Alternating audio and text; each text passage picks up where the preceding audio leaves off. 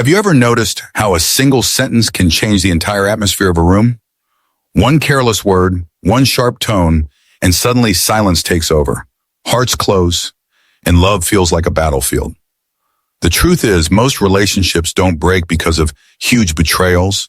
They break because of small, daily communication habits that slowly pile up, creating stress, resentment, and distance. And the scary part? Most of us don't even realize we're doing it. Let me tell you about Emma and David.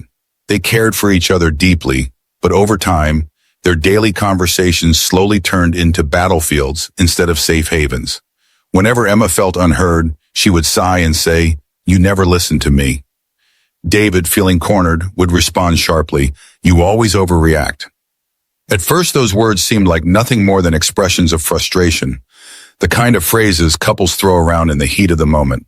But the truth is, those two small words, never and always, were like invisible daggers, cutting deeper each time, leaving scars neither could see. At the beginning, it was just small arguments that ended as quickly as they started. But slowly, the atmosphere shifted. Dinners once filled with warmth and laughter grew quieter, heavier. Texts that had once been playful paragraphs full of emojis and little jokes shrank into one-word replies or went unanswered. Emma began to feel invisible, as if her thoughts didn't matter. David began to feel misunderstood, as if no matter what he said, it would never be enough. It wasn't that love had vanished, the affection was still there. But love alone wasn't enough to protect them from the silent weight of poor communication habits. And that's the reality many couples face. It's not grand betrayals that destroy relationships, but the slow, quiet erosion caused by the words we repeat every day without realizing their power. Today, I'm going to share with you the communication habits that quietly destroy peace in relationships, habits that can make love heavy instead of light. And once you recognize them, you'll see how small shifts in words and tone can completely transform your connection. When we look closer at Emma and David's story, we begin to see that it wasn't a lack of love that pushed them apart. It was the daily habits of communication they didn't even realize were hurting them. And the truth is, these habits show up in almost every relationship.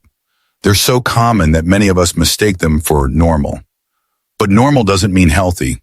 The first harmful habit is blaming language. Phrases like "you never," or "you always" are powerful triggers. Emma didn't mean to push David away when she said, "You never listen." What she wanted was attention, care, and presence. But the word "never" painted him as a failure, and all he heard was accusation. Blaming language corners your partner, leaving them defensive, not understanding. It shifts the focus from solving the problem to protecting pride. And when both sides feel attacked, the problem itself never gets resolved, it only grows. The second harmful habit is interrupting and not listening. Imagine David trying to explain his side of the story only to be cut off by Emma mid-sentence. She wasn't trying to disrespect him. She was simply eager to defend herself. But to David, it felt like rejection, like his words didn't matter. When a partner constantly interrupts, the message is clear. What I have to say is more important than what you're saying. Over time, this builds resentment. Partners stop sharing, not because they have nothing to say, but because they feel nobody is listening. And the silence that follows is heavy, painful, and isolating. The third harmful habit is sarcasm and passive aggression. Emma sometimes masked her frustration with sarcastic remarks like, "Oh sure, you're such a great listener." To her, it was a release valve for her anger, a way to soften her complaint. But to David, it felt like mockery. Sarcasm rarely solves anything. It's a disguised form of contempt. And contempt is one of the strongest predictors of relationship breakdown. Every sarcastic comment may get a laugh in the moment, but it chips away at trust and intimacy. Over time, a partner no longer feels safe to be vulnerable because vulnerability might be met with ridicule. The fourth harmful habit is the silent treatment.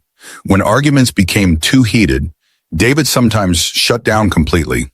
He would cross his arms, stare at his phone, or walk away without a word. To him, it felt like self-control better to stay silent than say something he might regret. But to Emma, that silence was deafening. It told her, "You're not worth responding to." The silent treatment doesn't calm a fight. It prolongs the pain. It leaves one partner begging for connection and the other retreating further, creating a cycle of abandonment and desperation. And then there is bringing up the past. Arguments between Emma and David often turned into history lessons. Remember last month when you forgot my birthday dinner? Or you always do this, just like when we went on vacation. Instead of dealing with the issue at hand, they pulled in old wounds, multiplying the hurt. This habit keeps wounds fresh, never allowing the relationship to heal. It turns every disagreement into a courtroom trial, with past mistakes used as evidence. The result? Both partners feel trapped in cycles they cannot escape. What makes these habits so dangerous is not that they explode loudly, but that they erode slowly. Emma and David didn't notice the damage at first. They thought their fights were normal. But every blaming phrase, every interruption, every sarcastic remark, every wall of silence, every trip down memory lane, all of it added weight. And that weight pressed down on their love until it felt more like stress than safety. These are the habits that hurt, and they hurt not because couples don't love each other, but because love alone is not enough to protect us from our patterns. You can adore someone with all your heart, but if your words and habits consistently plant seeds of stress, the garden of love will wither. The irony is that couples often fall into these habits with good intentions. We blame because we want change. We interrupt because we want to be understood. We use sarcasm because we fear direct conflict. We go silent because we don't want to fight. We bring up the past because we want to be heard. But good intentions don't erase bad impact. And in relationships, impact is everything. Emma and David didn't fall apart because they stopped loving each other. They struggled because their words created more wounds than comfort. And that's the sobering truth for all of us. It's not just what we feel inside that shapes our relationships. It's how we express those feelings day after day in the habits of communication we choose. The good news is this: if communication habits can hurt, then communication habits can also heal. And the shift doesn't require grand gestures. It begins with small, intentional choices repeated every day. The first healing habit is using I statements instead of blame.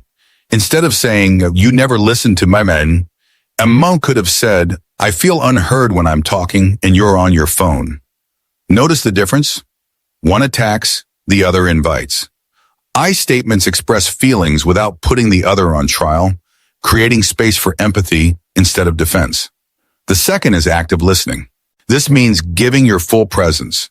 No interruptions, no distractions, no rehearsing your comeback while your partner is speaking. Just listening. When David truly paused and reflected back what Emma said, "So you feel unimportant when I check my messages during dinner?" She felt valued. Listening is more than silence. It's showing your partner that their words matter. The third healing habit is kind honesty instead of sarcasm. It's okay to share frustration, but do it with respect. "I need more attention when we're together" is vulnerable and clear, while sarcasm hides hurt and spreads contempt. Couples grow stronger when they dare to speak directly with kindness. The fourth is taking breaks without abandoning. Silence can be destructive, but a healthy pause can be healing. Saying, "I'm overwhelmed, I need 10 minutes, but I want to finish this conversation after," tells your partner you're not running away, you're recharging. These healing habits don't erase conflict, but they transform it.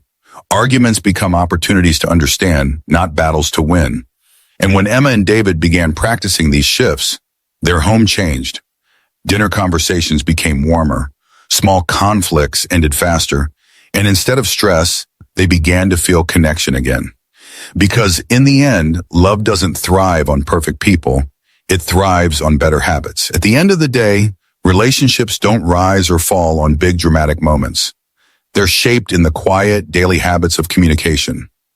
Every word you choose, every pause you take, every tone you use is either adding peace or adding pressure. And the truth is, you already have the power to decide which one it will be.